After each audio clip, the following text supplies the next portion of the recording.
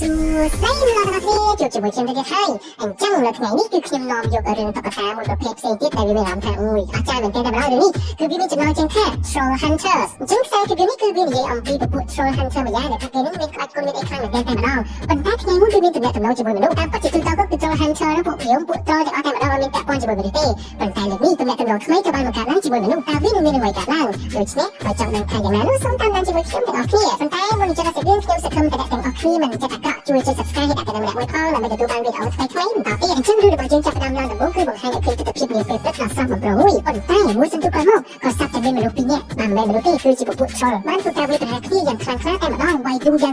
ងប៉ុន្តែគ្មានមនុស្សណាចាប់អារម្មណ៍នោះទេដូច្នេះ Troll មួយដែលពាក់អាវពណ៌ប្រាក់នេះគឺមានឈ្មោះថា Troll Hunter គាត់មានតួនាទីតាមប្រមាណ Troll ពួកអាក្រក់រីឯ Troll ពណ៌ខ្មៅនេះវិញគឺជា Troll ពួកអាក្រក់នោះឯងប៉ុន្តែ Troll មួយប្រភេទនេះវាពិតជាមានឥទ្ធិពលខ្លាំងក្លាខ្លាំងណាស់ឥឡូវនេះយើងឃើញថាពួក Troll ទាំងពីរនាក់នេះកំពុងតែធ្វើការវាយប្រហារគ្នាយ៉ាងចាក់ដៃតែម្ដងដោយ Troll បិសាចបាទ Troll ពណ៌ខ្មៅនេះចង់បាន Amulet ដែលស្ថិតនៅលើដើមទូរបស់ Troll Hunter ដើម្បីយកទៅធ្វើអ្វីយើងមិនទាន់ដឹងទេគឺមានតែចាំមើលបន្តទៀតប៉ុន្តែ Troll Hunter នោះគាត់មិនអោយ Amulet នេះធ្លាក់ទៅក្នុងដៃcủaពួកអាក្រក់បាននោះឡើយហើយមានរឿងមួយដែលអ្នកទាំងអស់គ្នាគួរតែយល់ដឹងគឺថាពួកអំបូរ Troll នោះពួកគាត់មិនអាចទៅពលិថ្ងៃបានទេតែនៅតែទៅពលិថ្ងៃពួកគាត់នឹងប្រែមកជាដុំថ្មឥឡូវនេះយើងឃើញថាពួកគេនឹងវាយគ្នាយ៉ាងណាក៏ដោយដើម្បីជៀសកុំឲ្យទៅពលិថ្ងៃដូច្នេះ Troll Hunter របស់យើងដែលអាក្រក់នេះគាត់បានឡើងមកក្រោមស្ពានពេលឡើងមកដល់ក្រោមស្ពាននេះ Troll បិសាចនោះនៅតែតែងធ្វើការវាយប្រហារមកដល់ Troll Hunter របស់យើងប៉ុន្តែមើលទៅ Troll Hunter របស់យើងគាត់ហាក់ដូចជាបាក់កម្លាំងខ្លាំងណាស់បន្ទាប់ពីទៅពលិថ្ងៃដូច្នេះហើយវាគឺជាឱកាសបានទៅលើ Troll បិសាចនេះ Troll បិសាចនេះបានធ្វើការវាយប្រហារមកលើ Troll Hunter ហើយបំរុងនឹងយក Amulet ប៉ុន្តែ Troll Hunter របស់យើងមិនចង់ឲ្យ Amulet នេះធ្លាក់ទៅក្នុងដៃពួកចិត្តអាក្រក់គាត់ក៏បានសម្រេចចិត្តថាហក់ចុះទៅខាងក្រោមឲ្យទៅពលិថ្ងៃប៉ុន្តែមុននឹងគាត់ហក់ចុះគាត់បានប្រាប់ Troll បិសាចនោះថា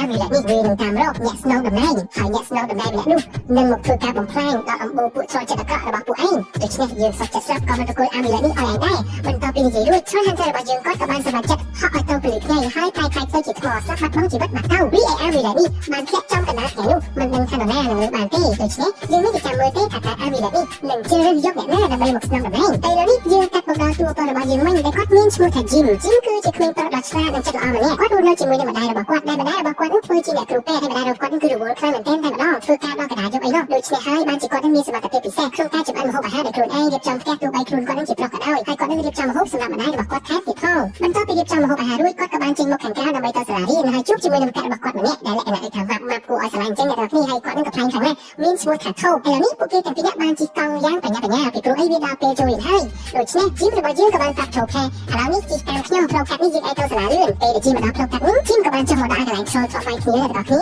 រួចហើយជីមក៏បានជួយចាំមិត្តរបស់ខ្លួនមួយសន្ទុះហើយក៏បានលេងសូសវេអ្វីយ៉ាងហៅខ្លួនជីមមានការព្យាបាលមែនទេព្រោះគាត់ថាប៉ុន្តែនេះស្ងាត់ម្លឹងហេតុអ្វីក៏វាអ្នកស្គាល់ឈ្មោះខ្ញុំរួចហើយជីមជាមួយនឹងមិត្តរបស់ជីមបានតាមដានរកសម្លេងនោះពេលដែលមកដល់ដុំថ្មឡើងកូនដុំថ្មនោះជីមក៏បានរកឃើញនៅដុំដៃ Amulet ដ៏ស្រស់ស្អាតមួយពួកគេមានការឆ្លងជាខ្លាំងថាអូដុំដៃនេះពិតជាស្រស់ស្អាតមែនទែនតែវាជាអ្វីទៅថាដុំដៃនេះមិនដែលបានហៅឈ្មោះខ្ញុំបន្តមកធ្វើបាននិយាយថាចេះតែមានណាប្រហែលជាមាននរណាគេធ្វើសើយើងជុំវិញហើយរួចហើយពួកគេទាំងពីរក៏បានផ្សាយសួរថានរណានៅទីនេះប៉ុន្តែពេលនោះក៏សັບទៅដល់ពេលដែលនាឡិកានៅសាលារោដូច្នេះពួកគេក៏បានប្រយ័ត្នប្រយែងដើម្បីទៅរៀនព្រោះខ្លាចរៀនយឺតបន្ទាប់ពីពួកគេជិះបាត់យើងក៏បានប្រទះឃើញថាមានអ្វីម្យ៉ាងនៅក្នុងនោះហើយមានភ្នែកច្រើនណាស់មិនមែនមានភ្នែកតែមួយគូនោះទេបានពិតជាច្រើនមែនទែនហើយបាននិយាយថាដូច្នេះAmuletនេះជារើសយកនោះបន្តមកយើងតាមមកដល់ពេលសិក្សារបស់តួប្រុសយើងវិញពេលដែលកំពុងរៀននោះជីមនឹងបានសម្លឹងទៅមើលតួស្រីរបស់យើងនិយាយទៅស្រឡាញ់គេខ្លាំងណាស់កាសគេរាប់ឆ្នាំហើយប៉ុន្តែមិនហ៊ានសារភាពសូម្បីតែគ្រូកំពុងតែបរៀននោះក៏ឆ្លៀតលួចមើលគេដែរដូច្នេះបន្ទាប់ពីអង្គុយមើលគេមួយថ្ងៃបានមើលគ្រូបរៀនទេហើយទៅដល់ពេលនេះគេជិះពីថ្នាក់បន្ទាប់មកគ្រូក៏បានសួរជីមថាជីមហើយអ្វីក៏ជីមឯងហាក់ដូចជាមិនសូវយកចិត្តទុកដាក់ក្នុងពេលរៀនបែបនេះបាទអញ្ចឹងលោកគ្រូនេះគាត់មានឈ្មោះថា Stickler ដែលជាគ្រូប្រចាំថ្នាក់របស់ជ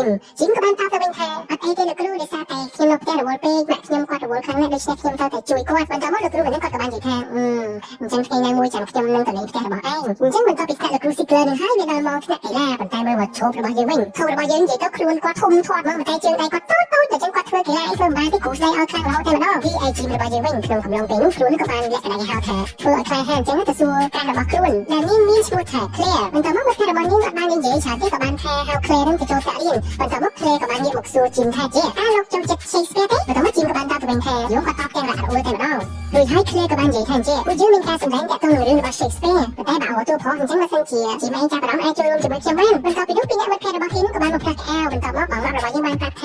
ាជីមបើអញ្ចឹងគួរតែសាកល្បងសម្ដែងជាមួយនឹង Claire ទៅណាមួយយើងបានបទពិសោធន៍ថ្មីៗផងហើយក៏បានជួបការរាល់ថ្ងៃទៀតប៉ុន្តែមើលទៅជីមរបស់យើងគាត់ហាក់ដូចជានៅស្ទើរស្ទាក់ពុយដោយសារគាត់នឹងដូចជាមិនសូវប្រកែកក្នុងការសម្ដែងប៉ុន្តែនិយាយគ្នាចុះនិយាយគ្នាឡើងនោះជីមក៏បានឃើញសបមួយរត់កាត់ខ្លួនបន្ទាប់មកដែលមានការសង្ស័យពេកខ្លួនក៏បានតាមដានស្មោះនោះហើយក៏បានចូលដល់បន្ទប់មួយរួចក៏បានឃើញស្មោះនោះរត់ម្ដងទៀតរៀបនឹងចូលទៅពិនិត្យទៅហើយនោះក៏សាក់តែថ ហូបនឹងបានហៅជីមទៅផ្ទះបន្តមកពេលដែលជីមដើរចេញមកយើងក៏បានប្រទះឃើញរូបអ្វីមួយយ៉ាងហាក់ដូចជាគួរឲ្យខ្លាចខានមែនទែនកំពុងតែចូលមើលជីមមិនដឹងជាស្អីទេបាទមានតែតាមដានបន្តទៀតបន្ទាប់មកជីមនឹងមិត្តរបស់ជីមនឹងបានដើរចេញពីសាលារៀនហើយក៏បានប្រទះឃើញថាមានក្មេងប្រុសម្នាក់ត្រូវបានជនខិលខូចនឹងធ្វើបាបហើយម្នាក់អាវខៀវនេះបាទគឺជាបងធំដែលជួយចិត្តធ្វើបាបអ្នកទន់ខ្សោយបន្តមកជីមរបស់យើងគាត់គិតថាវាមិនមែនជារឿងល្អទេដែលធ្វើការជិះជាន់ទៅលើអ្នកដទៃបែបនេះរួចហើយជីមក៏បានចេញមុខក្នុងការជួយក្មេងប្រុសម្នាក់នោះដោយប្រាប់បរិសុទ្ធបាសដែលជាអ្នកចែកកង់ថានៅលបងសូមដោះលែងគ្នាទៅកុំធ្វើបាបគ្នាអីបន្តមកបរិសុទ្ធម្នាក់នឹងមានអារម្មណ៍ថាខឹងតែម្ដងគ្រាន់តែជីមបញ្ជាបែបនេះគ្រូនឹងចង់លក្ខណៈថាដោលតែម្ដងប៉ុន្តែត្រូវបានសិស្សដទៃទៀតនឹងនាំគ្នាជួយនិយាយថាដោះលែងក្មេងនឹងទៅដោះលែងក្មេងនឹងទៅហើយក៏បានគ្រូម្នាក់នឹងគាត់បានមកស្រែកប្រាប់អបិនឹងថាឲ្យចូលមកហាត់សមរួចហើយអបិនឹងគាត់នឹងក៏ខឹងខ្លាំងមែនទែនហើយប្រាប់ជីមថាថ្ងៃសុក្រមកជួបជាមួយយើងមានតែឯងនិងយើងតែពីរនាក់តែប៉ុណ្ណោះរួចហើយអបិនឹងក៏បានដើរចេញពីទីនោះទៅបាទជីមរបស់យើងក៏បានតែខ្សោយស្គមខ្លាំងមែនតែគាត់នឹងចិត្តល្អព្យាយាមធ្វើឲ្យគាត់ចង់ជួយគេមកទោះបីគាត់នឹងអត់មានកម្លាំងក៏ដោយបន្ទាប់ពីនោះជីមនឹងថប់ក៏បានត្រឡប់មកផ្ទះវិញហើយបានជួបជាមួយនឹងម្ដាយរបស់ជីមហើយគាត់ក៏បានធ្វើការផ្ដាំគូនគាត់ទៅទិញទៅឲ្យពួកគេក៏បានចែកផ្លូវគ្នារីឯជីមវិញពេលដែលចូលមកដល់ក្នុងផ្ទះព្រាមខ្លួនក៏បានដកយកអាមីឡែននឹងយកមកពិនិត្យមើលហើយស្រែកសួរអាមីឡែនថា Hello មានអីចង់និយាយជាមួយខ្ញុំនេះមានតែពីរនាក់ទេបន្ទាប់មកជីមក៏បានគិតថាអញចាំតែឈ្មោះដែរឡើយនិយាយមួយដំដៃនេះអង្គុយបានមួយសន្ទុះជីមក៏សាប់ទៅលើសសម្លេងយ៉ាងវៃម្យ៉ាងនៅខាងក្រៅផ្ទះខ្លួនក៏បានចុះទៅពិនិត្យព្រោះគិតថាវាប្រហែលជាសត្វព្រៃប៉ុន្តែចម្លែកអ្វីវាមិនមែនជាសត្វព្រៃនោះទេហាក់ដូចជាមានមេឃធំខ្លាំងណាស់ពេលដែលឆែកមើលបានមួយសន្ទុះក៏ស្ដាប់តែមានសត្វចម្លែកអ្វីម្យ៉ាងបានចេញមកបញ្ញាជីមធ្វើឲ្យជីមភ័យរហូតដល់ដួលហើយសត្វចម្លែកមួយនេះគឺជាសត្វចម្លែកដែលមានភ្នែកច្រើនដែលបានតាមដានជីមតាំងពីកន្លែងស្ទីនោះមកម្ល៉េះចូលនេះមានគ្នាពីរនាក់ហើយបន្ទាប់ពីបង្ហាញខ្លួនគេនឹងធ្វើឲ្យជីមរបស់យើងគាត់មានការភ័យខ្លាចជាខ្លាំងចង់តាមភ័យខ្លាចបាទសូម្បីខ្ញុំនឹងក៏ភ័យនេះចេញមកលក្ខណៈអីមានធំភ្នែកច្រើនមាត់ធំមានចង្កូមានអីចឹងទៀតខ្ញុំក៏មិនភ័យក៏វាស្លាប់ដែរប៉ុន្តែចូលទាំងពីរនាក់នេះមិនមែនមកធ្វើបាបជីមទេពួកគេហៅជីមថា Master បាទដោយសារតែជីមនឹងត្រូវបានអាមីឡែននេះជារឿងឲ្យធ្វើជា Troll Hunter រីឯជីមរបស់យើងវិញនៅតែមានការភ័យខ្លាចចង់រត់តែរត់ទៅយ៉ាងណាក៏រត់ចេញមិនរួចនោះដែរបន្ទាប់មក Troll ភ្នែកច្រើនគាត់ក៏បានណែនាំឈ្មោះរបស់គាត់មានឈ្មោះថា Blinky ហើយម្នាក់មានធំមួយទៀតនេះមានឈ្មោះថានៅដល់គេឈ្មោះគាត់បន្ទាប់មក Blinky ក៏បានប្រាប់ជីមថា Master